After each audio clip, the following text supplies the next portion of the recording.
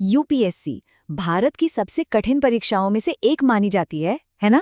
एक ऐसी दुनिया जहां लाखों सपने बनते हैं और टूट भी जाते हैं। पर सोचिए, क्या होता है जब इस हाई स्टेक्स वाली दुनिया में एम्बिशन के साथ साथ प्यार भी दस्तक दे दे। आज हम एक ऐसी ही कहानी को समझने वाले हैं।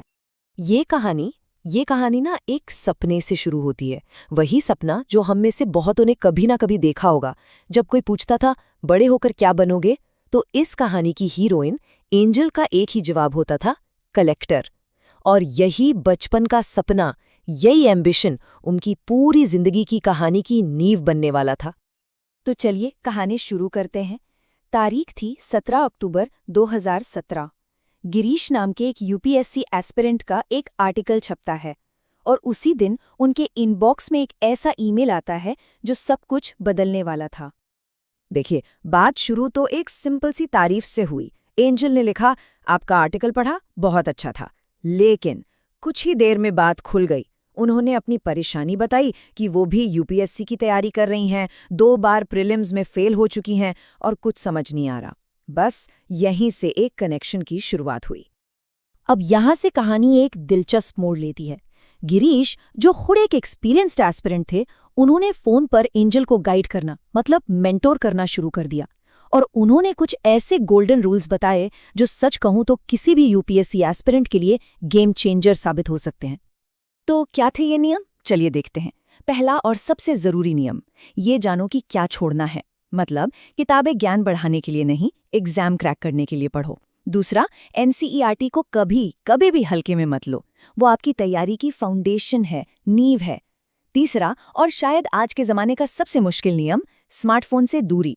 गिरीश का मानना था कि फोन से जितनी दूरी, सिलेक्शन से उतनी ही नजदीकी। और चौथा रूल, अखबार को सिर्फ पढ़ने की लत मत बनाओ, बल्कि करंट अफेयर्स के लिए एक प्रॉपर स्ट्रैटेजी बनाओ। और ये देखिए, ये बात बिल्कुल पते की है। गिरीश सिर्फ ये नहीं बता रहे थे कि क्या पढ़ना है, वो ये भी बता रहे थे कि कैसे सोचना है। उन्होंने माइंडसेट पर जोर दिया, क्योंकि 99% स्टूडेंट्स की प्रॉब्लम कल होती है, प्रोक्रास्टिनेशन, जो कभी आता ही नहीं। और ये जो माइंडसेट का फर्क है ना, वो यहाँ साफ दिखता है।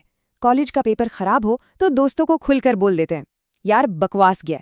लेकिन यूपीएससी, यहाँ तो सबकी उम्मीदें जुड़ी होती हैं, तो बस एक ही जवाब होता है, हाँ ठीक था। ये जो सोशल प्रेशर है ना, ये बिल्कुल अलग लेवल का होता है। तो कई हफ्तों तक फोन और ईमेल पर बात करने के बाद आखिरकार वो दिन आया। एंजल और गिरीश ने दिल्ली के एक कॉफी हाउस में पहली बार मिलने का फैसला किया।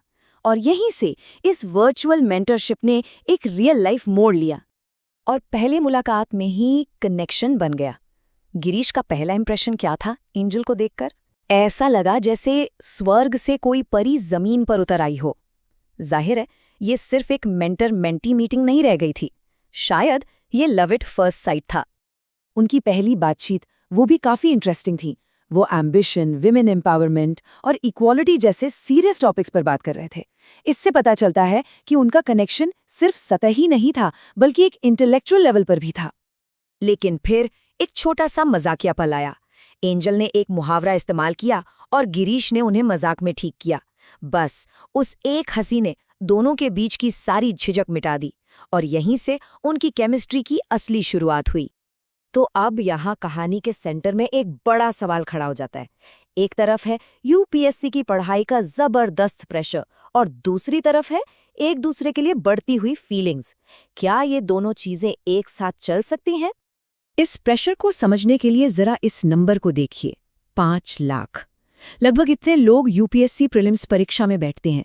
ये सिर्फ एक नंबर नहीं है, ये कंपटीशन का लेवल बताता है। और इतने बड़े मुकाबले में फोकस हटने की जरा भी गुंजाइश नहीं होती। और ये फनल उस कंपटीशन को और भी साफ कर देता है।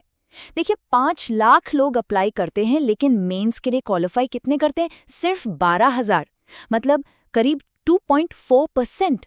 रास्ता कितना मुश्किल है, इसका अंदाजा लगाया जा सकता है। तो सवाल फिर वही आता है, जब ऑड्स इतने ज्यादा हों तो क्या किताबों के अलावा किसी और चीज के लिए सच में कोई जगह बचती है? ये सवाल जरूर एंजल और गिरीश के मन में भी आया होगा जब उनकी दोस्ती प्यार में बदल रही थी। और देखिए, उनका रिश्ता बहुत नेचुरली आगे बढ़ा। मेंटरशिप से शुरू होकर वो बेस्ट फ्रेंड्स बने और फिर कुछ उससे भी ज्यादा। उनके मैसेज एक दूसरे के लिए लाइफलाइन बन गए। पढ़ाई के बीच में एक दूसरे से मिलने के बहाने ढूंढे जाने लगे। और अब कहानी अपने सबसे क्रूशियल मोड पर आ पहुंचती है, मेंस का सफर। लेकिन इस बार वो अकेले नहीं थे। वो कॉम्पिटिटर्स नहीं बल्कि पार्टनर्स बनकर एग्जाम का सामना कर रहे थे। एक नज़र डालते हैं उनके सफ़र पर। अक्टूबर 2017 में एक ईमेल से शुरुआत हुई। फिर 3 जून 2018 को एंजल ने एक नई स्ट्रैटेजी के साथ प्रीलिम्स दिया। जुलाई 2018 में उन्होंने प्रीलिम्स क्लियर कर लिया और अब 20 दिसंबर 2018 को मेंस के रिजल्ट का दिन था। और फिर खबर आती है, एंजल और गिरीश दोनों ने civil services main examination pass कर लिया था। ये वो पल था जिसने ये साबित कर दिया कि वो एक दूसरे की कमजोरी नहीं बल्कि सबसे बड़ी ताकत थे। ये कोट उनकी पूरी जर्नी को बयां करता है। हाँ, सफर अभी खत्म नहीं हुआ है, इंटरव्यू बाकी है, लेकिन उनका सपना अब उनकी पहुंच में है। और उनकी कहानी हमें ये दिखाती है कि शायद एम्बिशन और प्यार एक दूसरे के दुश्मन नहीं बल्कि सबसे बड़े हमसफर भी हो सकते हैं।